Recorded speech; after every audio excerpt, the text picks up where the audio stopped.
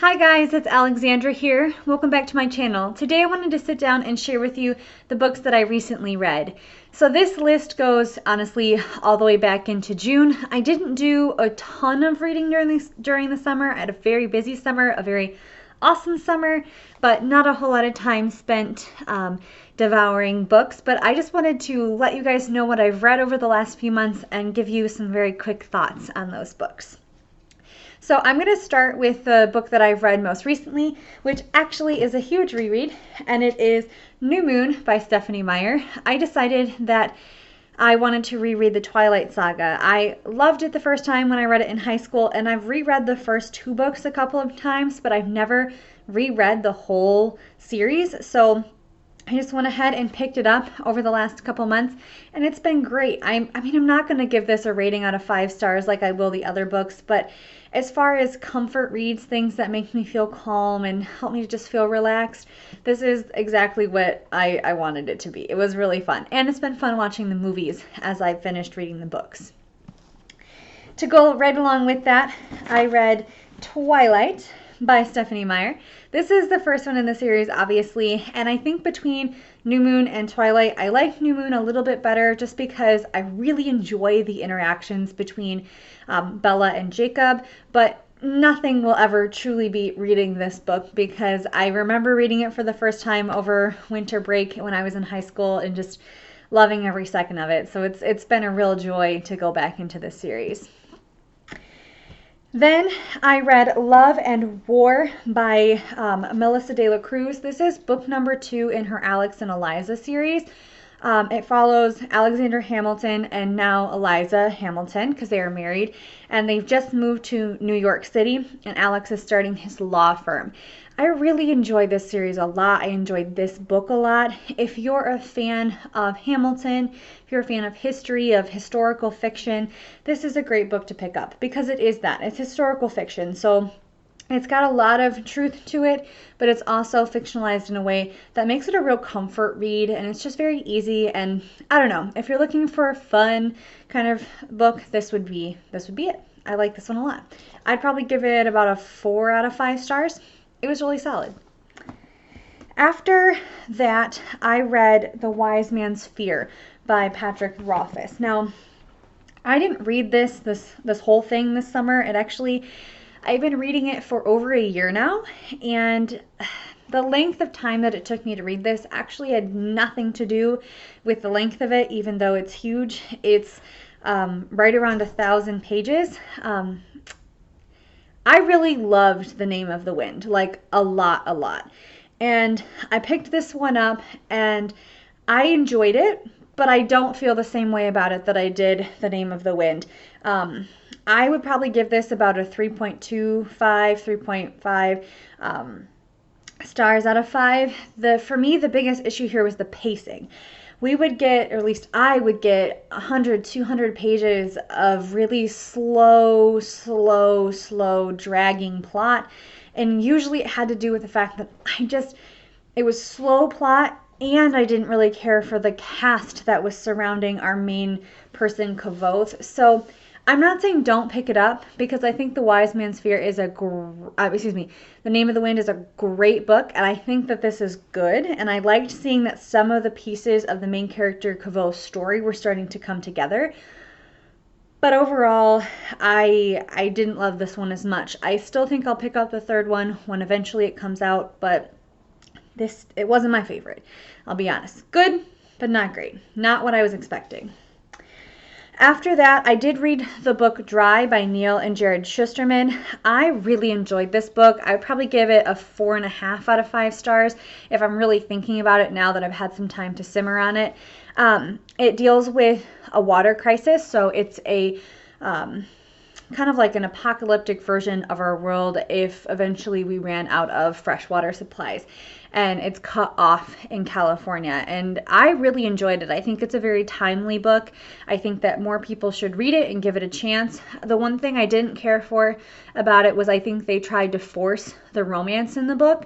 I'm all for romance, trust me, like, don't get me wrong, but it just seemed false. It seemed phony. It did not seem necessary in the overall plot. I would have much rather them just made the two characters they tried to have fall in love just become friends and not worry about this romantic aspect of things. So I think you should definitely pick up Dry and check it out because it was really, really good. And truthfully, the romance thing didn't bother me that much, but I just thought I'd put that little tidbit about it out there in the world. Next, I did read Again But Better by Christine or Poland Banana Books here on BookTube. I really enjoyed this book, you guys. This follows the main character, Shane, as she goes to study abroad in London, and she goes to all of these wonderful and beautiful places. And I read it while I was on vacation in Europe, so this could not have been a better timed book for me. I just absolutely had a great time reading this on the planes and the trains and the hotel rooms. I just felt like I was there with Shane. I loved it. I would probably give this about a 4.5 out of 5 stars. I can't wait to see what her next book is. I don't think it's connected to this in any way, but I really enjoyed her writing, and it was just so much fun to pick up Again But Better, especially being over in these places that Shane was in the book. But if you want a contemporary book with a lot of fun, a touch of romance, a lot of traveling adventures, pick it up. You won't regret it. It's so much fun. After I read Again But Better, I actually read The Boy in the Striped Pajamas. I absolutely love that book. I don't know, I cried so hard watching it. It's really emotional. It's set in World War II, and it follows a young boy whose dad is actually running a concentration camp, and the little boy meets one of the prisoners at the camp, and they become friends. And it's tragic, it's heartbreaking in every sense of the word, but I highly suggest reading it. If you enjoy, again, historical fiction, this is the kind of book for you. And as an adult, the perspective that you have on it, because you can put together these pieces, it's just awesome. I love it so much. I cannot recommend The Boy in the Striped Pajamas enough. You need to read it. After that, I read Keeper of the Lost Cities. This is the second book, but the first one is Keeper of the Lost Cities by Shannon Messenger. I really enjoy this book series.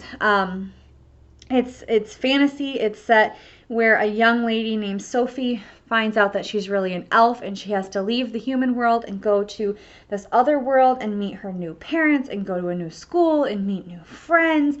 And it's just a lot, and it deals with a lot of adult issues, but in a way that I think is really friendly and accessible to many different age groups, including adults.